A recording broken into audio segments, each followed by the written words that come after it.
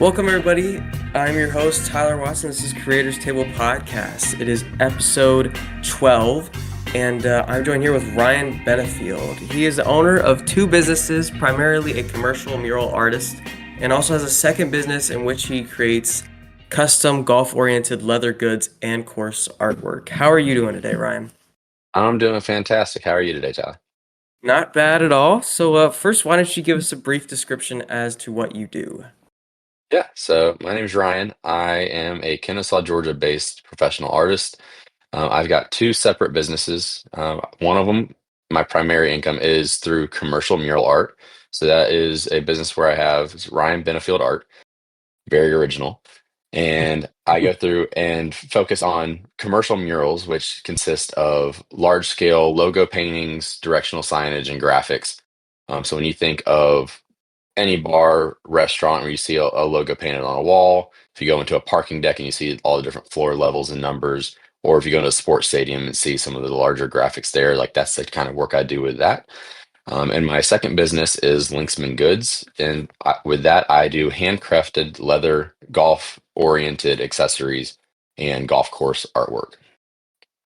Okay. So how long have you been doing, you said you've been doing this since like 2011 is what you told me. So kind of what was like your first big project that you had? Yeah, so I went to the fine art program at Kennesaw State. And while I was still in school, I was approached with doing a Jack Daniel's whiskey mural at a local bar here in Kennesaw. And that sort of got my foot in the door into the alcohol industry and led me into where that's most of where the niche of my logo work that I do is. Okay, I gotcha. So what was like maybe one of your like largest projects? Like what was kind of the one that was your biggest challenge, I guess? Yeah, so last year I actually did my largest project to date, which was a movie studio project out in Douglasville, Georgia. With that one, it consisted of doing all of the directional signage and building numbers, as well as some interior work at the movie lot, consisting of over 12 buildings, doing all four sides of these 45-foot by 250-foot wide buildings and specifying them out through the entire construction process, start to finish, which took about a year to complete. Wow, a year working on a project is sounds intimidating to me at least. I mean, most of those things I've worked on have only taken me about a month. I'm not patient enough to imagine working on something for longer than a month, to be honest. It was definitely something that I had to learn as I went a little bit. It's in terms of doing renting pieces of equipment. I was having to get a 60-foot articulating boom lift to reach some of these certain areas, Mhm. and planning out the rental process of that and doing it in phases as this new construction project was being done. So just renting a piece of equipment for an entire year is very costly. So breaking that into the different phases of when I needed that equipment, as well as going through and factoring in the weather and wind and rain conditions when I'm going to be 40, 45 feet up in the air, as to what days I could and could not be out on the job site working. It was definitely had to take it as I went with it. And it drug it out a little bit longer than I had anticipated. It was something that we were originally forecasted to be a 6 to 8 month project, Mhm. and due to some of the weather constraints, that it extended out to almost a full year. And what is the time dedication you'd say like on a yeah, were you doing this like every day of the week or was this like split up? So it really went in different phases. So it started to where a large part of it was I was getting patterns created for what I needed to on the different text for what was going on in each Mhm. of the buildings. So probably the first 2 to 2.5 months consisted of me just getting the proper files, getting it sent off to my sign shop to get those patterns created, Yeah. then doing just all the prep work to even get started on the project in general. And Yeah. then once I was able to do that, as I mentioned, I had to do it. It was a new construction project, so we had to do it in the phases that the buildings were ready for these to be applied onto. Mhm. And so I would have to do maybe about a month to month and a half of going 3 to 4 days a week, during certain windows of when they had a foreman on site, with it being active construction site to do what I needed to do, come back, then we would take another break until the next phase was ready and continue that until the project was complete. Okay. Yeah, that I think that adds a little bit more because you said this was like a new like building or like new construction. So this wasn't like something that had been there for a while and you were just doing it as you because I guess you had to do it as how the construction was going as well, right? Correct. And I said this was a project that I was contracted out through a sign company. Mm. So in that scenario, they received the contract for it, to where they did all the signage for this property, including all the placard signage, backlit LED signs, so forth.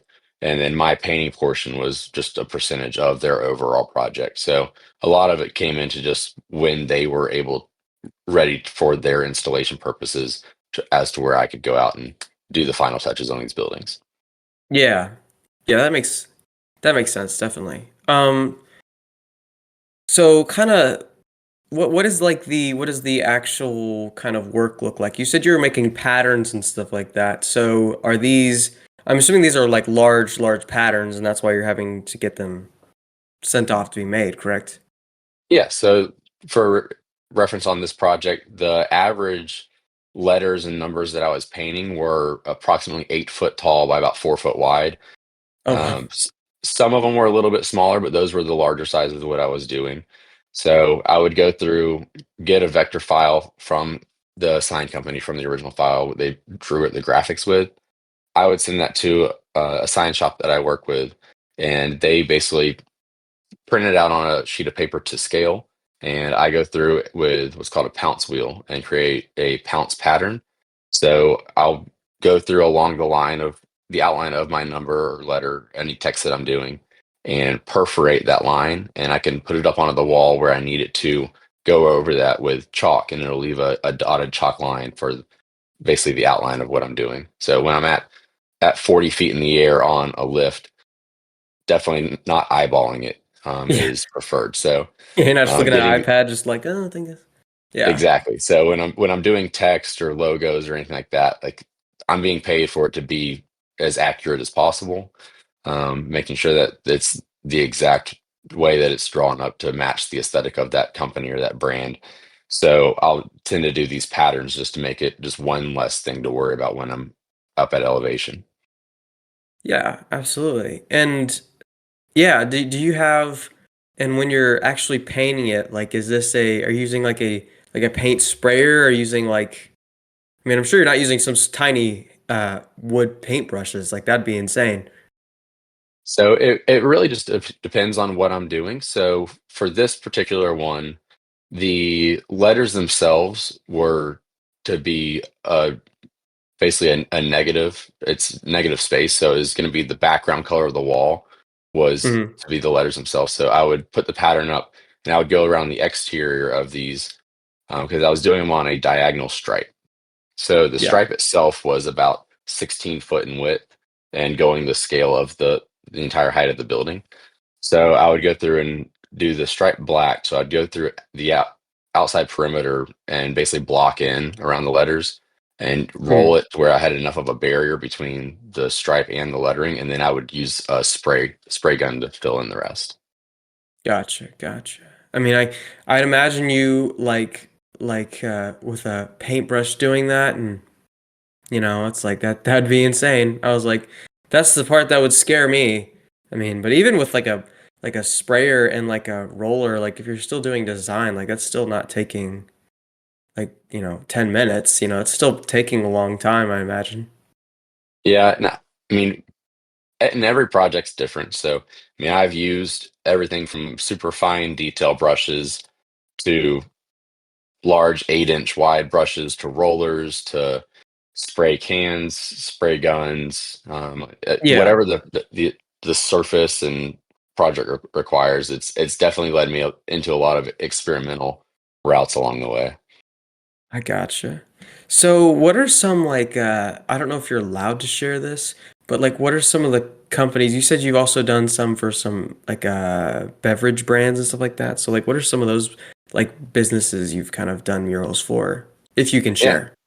So the first couple that really got me into doing murals when I was in school for art were the first one I did, as I mentioned, was for Jack Daniel's whiskey.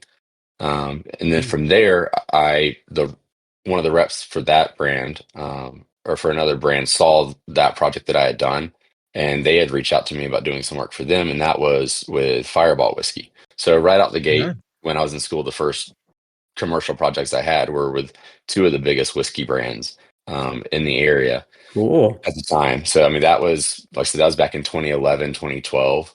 So really when Fireball was really starting to take off. So I did a series of projects for them at the time, probably consisting of about 4 or 5 projects in the Atlanta area. And then from there, that sort of snowballed into working with some local breweries, and then got a few different brands under my belt, and then got an opportunity to do a project with Sweetwater Brewing, which is Oh Atlanta yeah. based here. Hmm. And at that time, I was getting through school a little bit. I mean, at this time, I started in 2011. This was working through probably about into about 2014 when I got the opportunity with Sweetwater and did some test batches for them, some trial runs to get some a feel for how their logo was before they approved me to do some stuff out in the market. And my contact there reached out and basically said, we'd love to start using you for some projects. And also while you're at it, if you'd like, you can work part-time here in the tap room. We're always looking for additional help.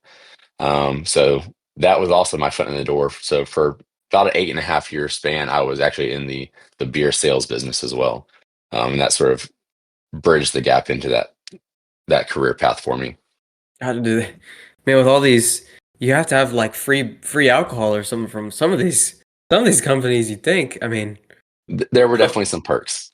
yeah, yeah. I was about to say, it seems like yeah, that's an interesting thing to think about because a lot of these brands have these very complicated logos, and I think that also because I guess it's like, um, I guess it's my kind of question with that is like you think of like these some of these logos, and it was like some of them I'm sure you can just get a pattern and then just kind of follow the pattern, but are some of these you're kind of having to like not freehand exactly, but kind of uh sketch out on the wall at all? Yeah, so I mean, it all depends on the element of the logo itself, as well as any sort of perimeter design that we're doing associated with it. Mm, So, especially at that time, so since then, Sweetwater's done some branding changing with their logo and have gone a yeah. little bit of a different direction. But at the time, like they had, it was very background for everything was tie dye. They had their big banner logo with their rainbow trout and Huh, some I like really gotcha. ornate font that they would use for the actual text on the banner. So that one was always a lot of fun because where I'd block in all of the key elements of making sure I had the font exactly the way it should be, make sure I had everything proportionally placed the way it should be, the outline of the fish and everything. But then from there, I'd have the freedom to go through and do all the blending and the speckled spots on the fish all freehand. And then Yeah. especially with doing the tie-dye designs, like those were always a blast just to go through and freehand those as well. Gosh, that'd be intimidating, you know? I mean, did you do these so what was your leading into doing the murals? Like, had you just learned this through college, or had you done paintings beforehand, like in high school and stuff like that? Or No, so honestly, I didn't do any art classes through high school.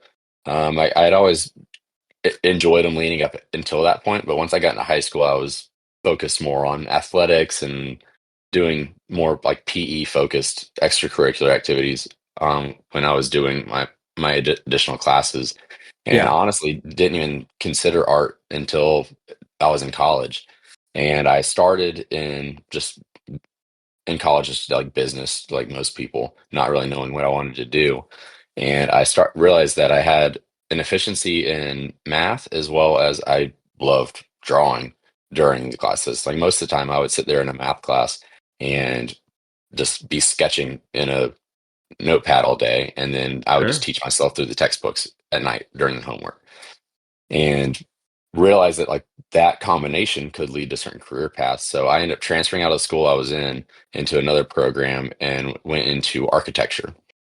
And so that's where, especially with my fine art now, a lot of that stems back from like the drafting techniques that I learned when I was in the architecture program at the school. And I fell in love with it until I got to a point where I reached a certain level of math that I no longer cared for and Mhm. really struggled to get through. And so that ended up being the first class I ever dropped in college. And it was a required class to continue on with a degree in architecture. So I looked at it and realized that, like while I was proficient in math, I didn't love it at all. And I knew like that career I would have to deal with math on a daily basis.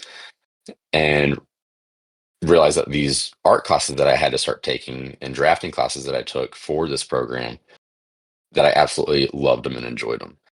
So the next semester, I literally set up for to transfer schools and went to Kennesaw State and transferred into their art program. Wow. Wow.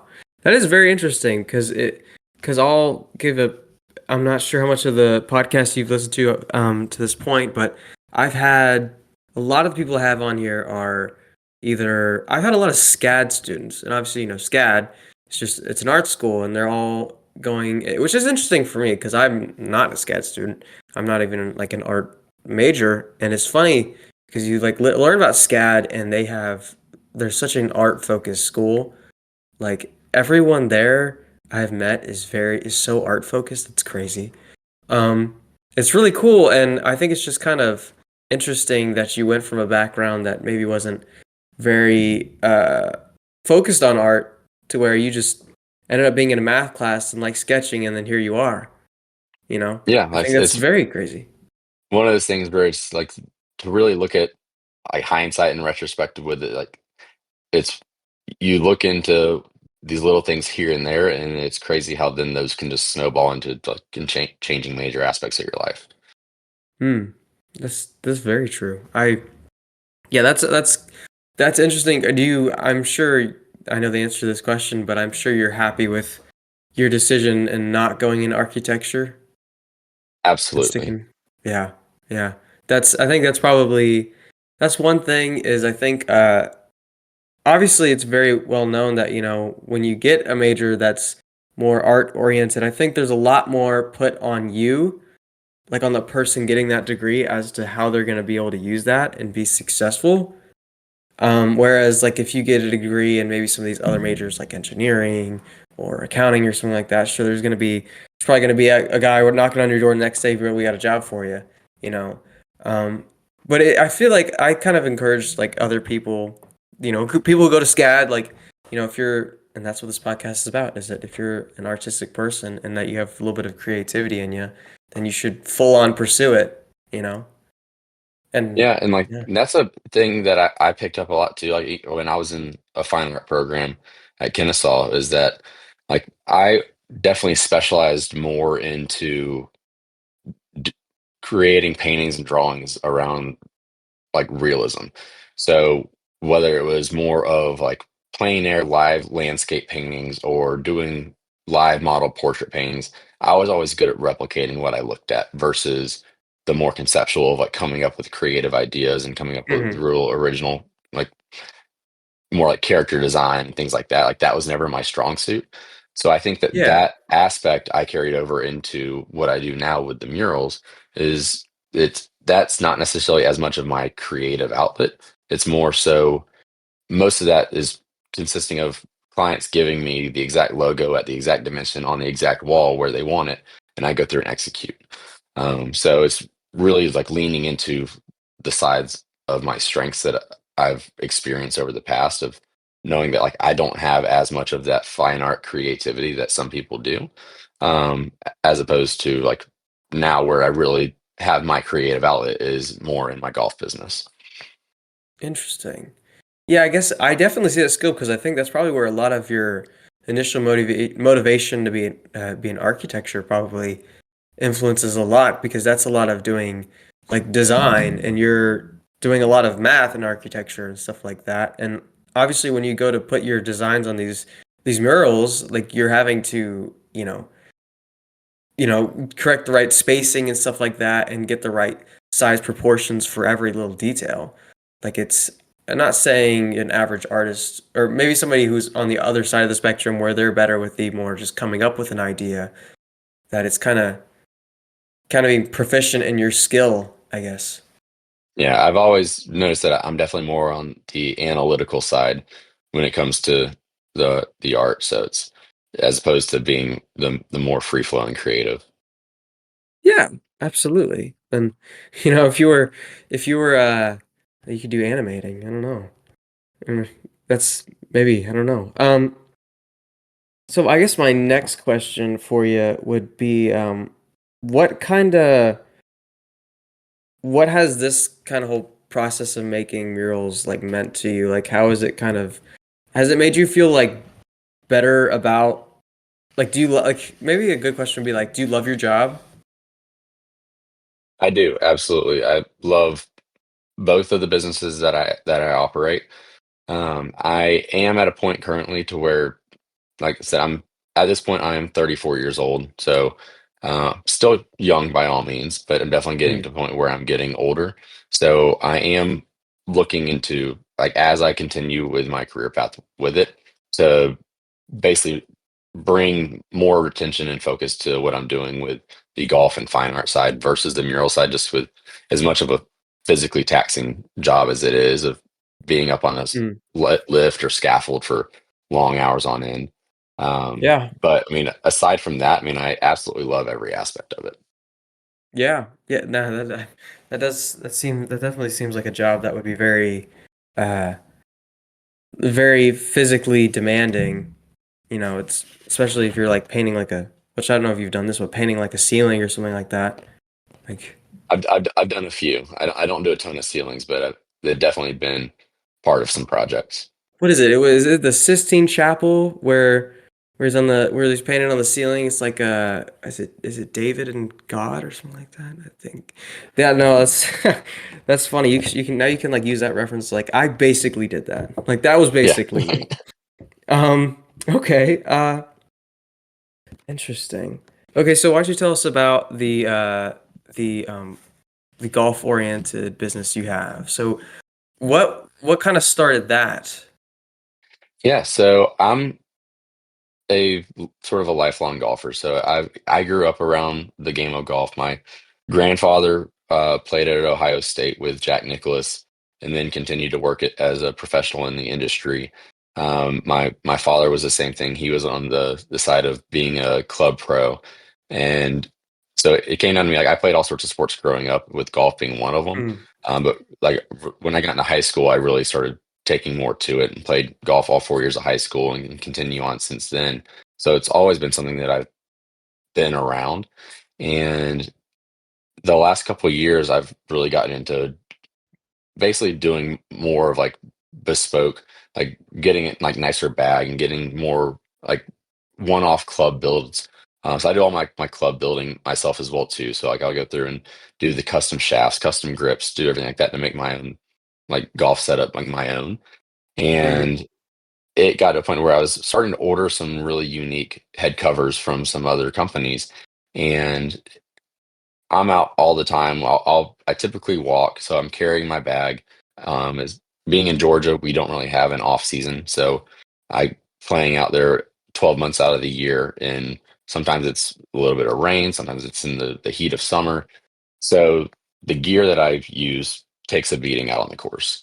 And I yeah. was realizing that some of the head covers that I was ordering from some other manufacturers just weren't holding up very well in those elements. So I figured that getting a nice high quality leather head cover would probably be a better option and be longer lasting. And I don't have any background in upholstery or sewing or anything like that. But I found a local leather shop here in the Atlanta area, when picked up a couple of hides of leather and taught myself how to stitch them together, and started tweaking the designs here and there by taking apart some of the other ones that I had and sort of reverse engineering them into seeing how they were put together. And that sort of snowballed. And so for about the first leather project that I did for myself, just like a keychain or basic head cover, was about 2.5 years ago now.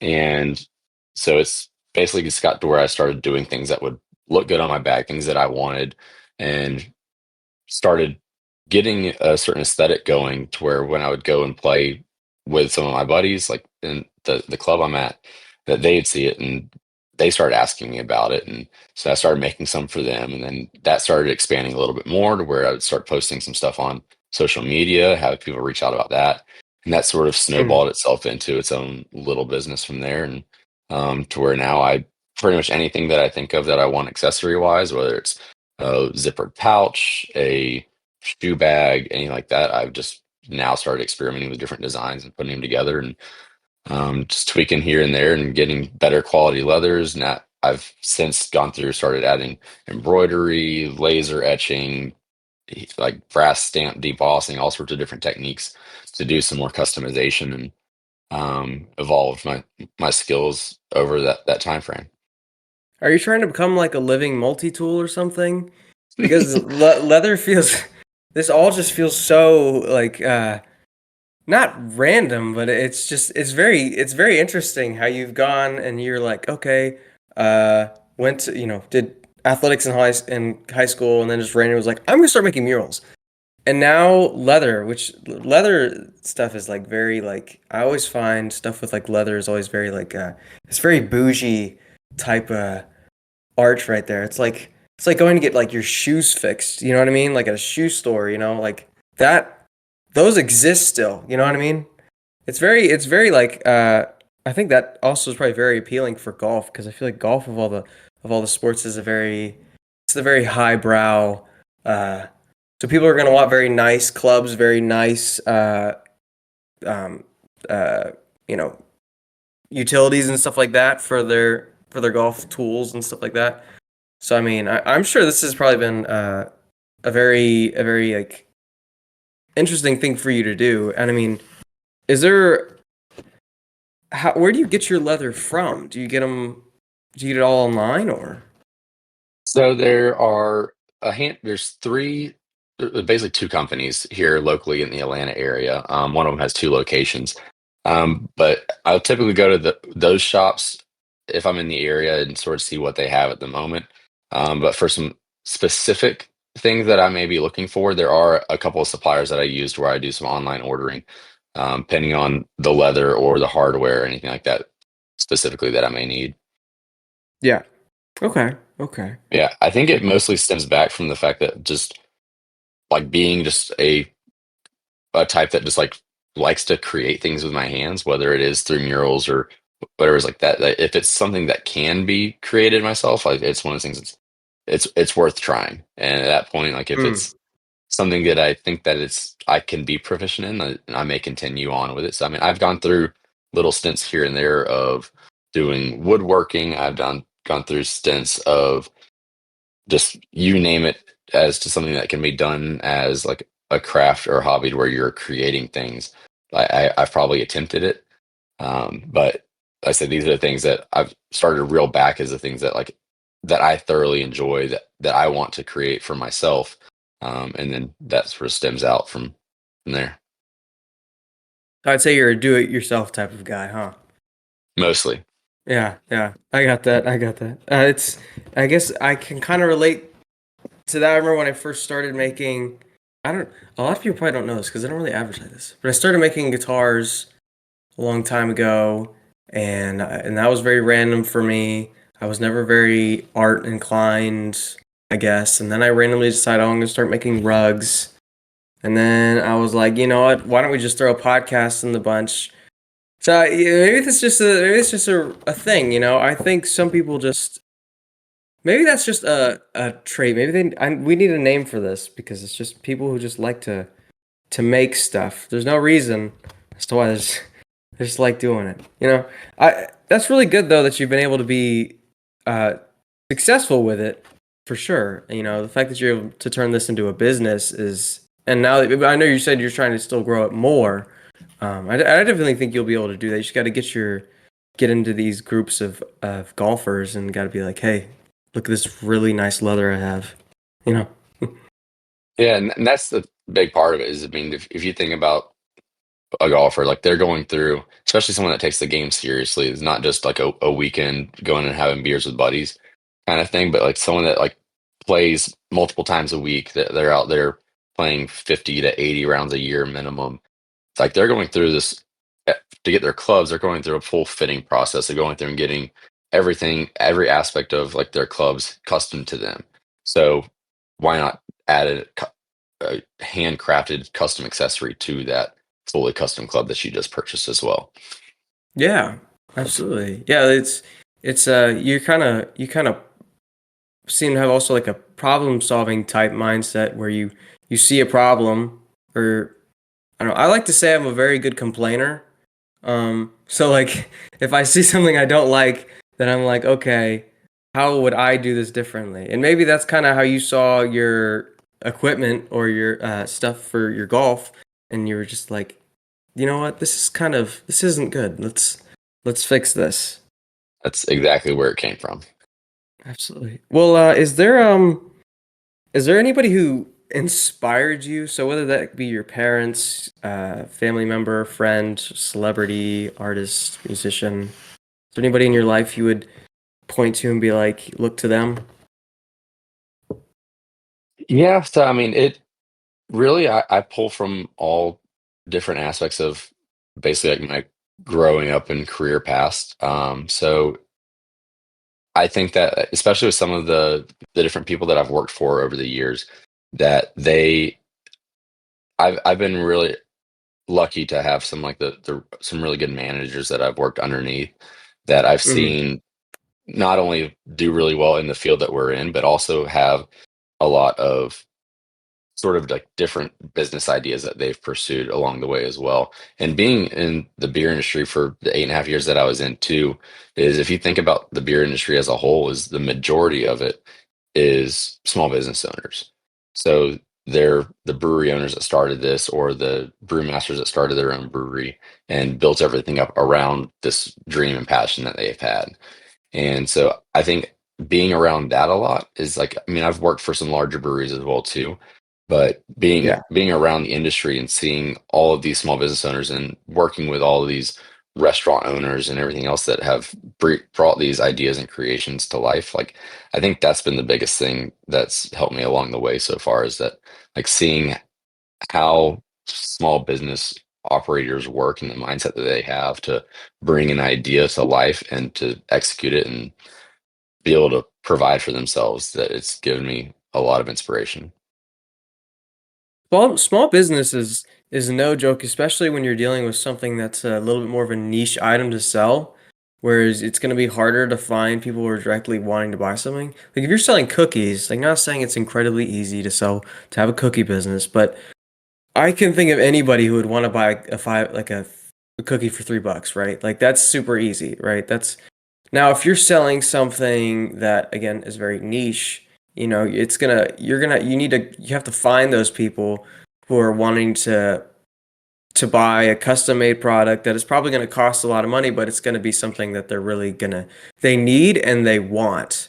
And to be able to grow a business that kind of has a product like that, I think is very impressive. And the fact that you're able to learn from these other small business owners who probably have dealt with a similar situation, and problem solving through that is very needed. It's probably very helpful. Yeah, like I said, it's definitely been something that I've thoroughly enjoyed, and it's the biggest aspect that I've taken away from it too is just the networking side. Is that you never Yeah. know if you're sitting, if you go sit down at a bar somewhere, you never know what that person sitting next to you does until you happen to start a conversation with them, and then it turns out that Yeah. your industries might be perfectly aligned to where then now you've got a brand new contact that can help you get your foot in the door three other places, and just continuing to build your network and expand upon that and not be afraid of meeting new people has just been something that I've definitely taken more to over the past several years. And like that's the happenstance of being in the right place at the right time and meeting the right person has just snowbounded into endless opportunities. Yeah, definitely. Just it's not about what you know, it's about who you know. This is what my it's what I've had teachers tell me. This is a question that's a little bit off path, but I started asking this one because I've had a lot of fun with it. So, what is a piece of media or art that you obviously said you enjoy golf, you enjoy um doing the murals, stuff like that. And clearly, it seems you enjoy sports, but what is something that you enjoy that people might not expect that you would enjoy, whether it be certain movies, certain leisure, stuff like that? In terms of This is a tough something that question for someone people. may not expect, like I feel like that's hard because I'm the type of person that's turned each of my passions throughout the years into basically business, whether that be passions about craft beer or golf or art. But Maybe this will help. I kind of, I say it's a guilty pleasure. Something, so like, I've had somebody said they like playing Roblox games. Like that's, and stuff like that. It's a question that really, it might be my toughest question on this whole list, to be honest.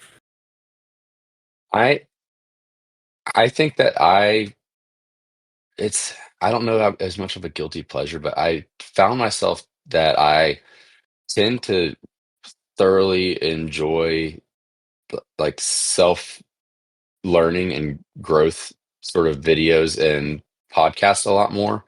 Um, Okay.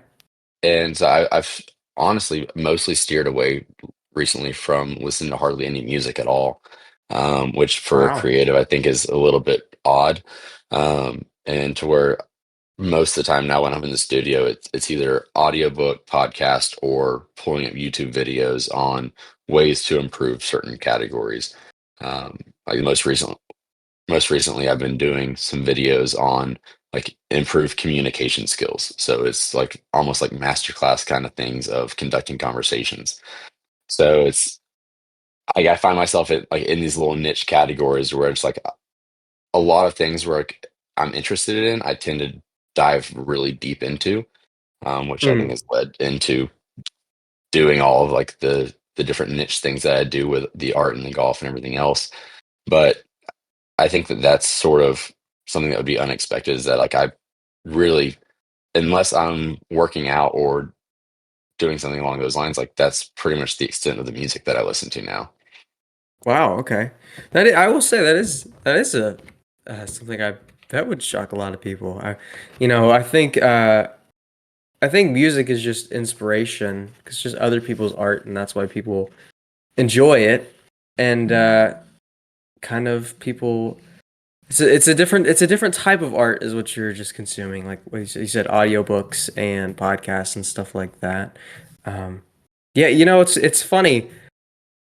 Before I started this podcast, I did listen to podcasts, but not a whole bunch, which I feel like I don't know. I hope that shouldn't have been a red flag for me. But I didn't. It was one of those things where I was like, I don't know, that just sounds fun, But yeah, I definitely get that. It doesn't have to. I never feel like guilty pleasure has to be something you're like, embarrassed about. I have had some where I was like, wow, that's really cool, cool, strange, cool.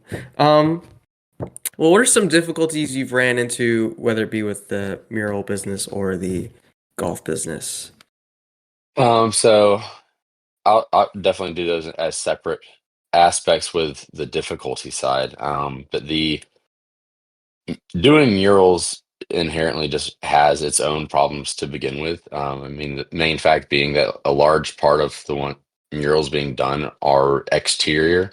So I run into issues all the time with whether it's planning, like scheduling out days to work and then be complete washouts with weather. You get onto a job site and someone said that this was a brick surface, and you get out there and the mortar is set almost a full inch behind the brick to where like it's making it to where it's a much tougher surface to do clean lines on and to fill Mhm. the wall properly. And running into a lot of those different surface issues has been a very common problem that I run into. I've also run into where it's been you get out there and that surface that you're going to be painting has not been prepped properly. It's got the wrong type of paint on it currently. You were Mhm. told that to use this certain kind of paint, and then you find out that maybe like what was on there is oil based paint. So now you've got to change all your stuff to oil based or to do a certain primer to then go over that. So that way because you can't paint like a latex or acrylic based paint on top of oil paint, otherwise it'll peel up and Yeah. not stick well. So like running into a lot of those issues of just people not knowing what they currently have, and just there's a lot of contingencies always to be had when doing murals, especially exterior. Yeah, Um, yeah. and then also to where you go through and do some logos on the exterior of a building and find out the client didn't pull the proper permits to do additional signage on the exterior, and you got to stop until Oh that gets no. settled.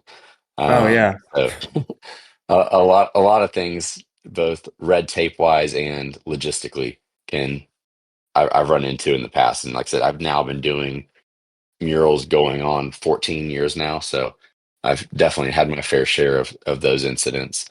Um, in terms of the golf business, I've realized as I started doing it and expanding to where I've been trying to get into more of like private clubs and stuff like that with my work, that it's a much it it may seem obvious, but it's a much more of a closed door network than I had originally anticipated. That it's like when I was in the beer business, a lot of that was very relationship driven. A lot of bars, restaurants, they liked order going through certain breweries or certain wholesalers because that's where they had their relationships with. And Mm. the golf business is no different. So a lot of clubs, they like certain vendors and they've had relationships with them for several years, and really getting your foot into the door has been the biggest hurdle of that. Like I think that Yeah. I create a superior product than a lot of my competitors in that Mm. category, but a lot of it's just being able to get my product in front of the right people has been the biggest hurdle that I've been trying to overcome. So I've gotten, like I said, that's just where networking and getting in with the right people to then have them refer you over to the other people and get get recognition through word of mouth has been the best course of action there. But it's just something that takes time and a lot of dedication and diligence to get through. Yeah, absolutely. I mean, I guess there's one thing with the golf business that have you thought about going down to Augusta? I mean, get into the niche of the Masters. I mean, where are the state of I don't know. I don't know if Georgia's ever been classified as like the golf state, but I know they do have the Masters here. So I don't know. Yeah, so I actually did attend the Masters for the first time ever last year. Oh, really? That's I awesome. actually did not receive the denial email that most people get for the Oh, first time ever. So we were able to get Wednesday practice round tickets and go down, and it's definitely a magical place. yeah. So we're going to be going down again this year for the women's amateur golf tournament that's done the weekend prior to the Masters. So Mm, we were able okay. to get secure tickets for that this year. So it'll be my second time going. But getting them as a client is a completely different animal. Like I said, Yeah. there's Yeah. there's the thresholds of getting into clubs, and then there's the threshold of even talking to anybody at Augusta. So Yeah. Yeah. definitely a beast in and of its own self. Hey, if you got to get sponsored there by the Masters, I feel like that'd be like the I've made it. I've gone as far up as I can. I don't know. It's Well, pretty. that I mean, that's a big aspect too. Is that like one thing that I've realized as another big hurdle with the golf business is that like I'm currently working on one of my largest orders I've ever done, and just the scalability on an order of that size, which the project I'm currently working on is nowhere near the quantities of what they order for any Masters merch.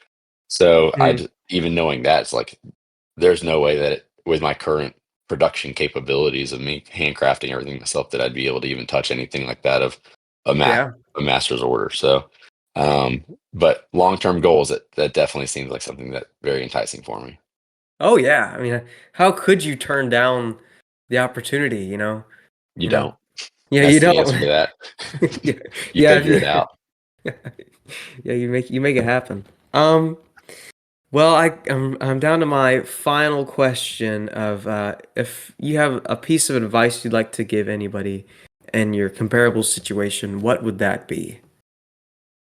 I think the biggest thing is just don't be afraid to try new things. I said in both my businesses, I come across things every day that I've never had to deal with before in the past. Whether that's using a new type of paint application, whether it's spray cans or anything like that, that I needed to learn for a certain project, or going through and figuring out new design methods with the leather that I'm doing, of like learning how to do different stitches and different things like that. Like it's always evolving no matter what niche you're in. It's something creative. Mm. I imagine like with podcasting, even it's like we were experiencing some audio stuff earlier, and it's like Yeah. it's learning to pivot, learning to have those contingency plans, and just always evolving your skill set.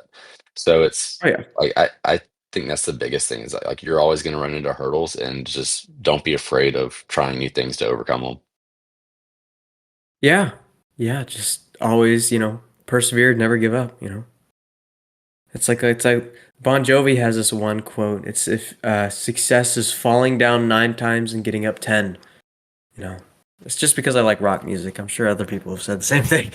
But well, thank you for being on the podcast today. I really appreciate it, and this has definitely been another podcast where I've learned a lot. I don't play golf. I've never played golf, but maybe I'll go play golf now.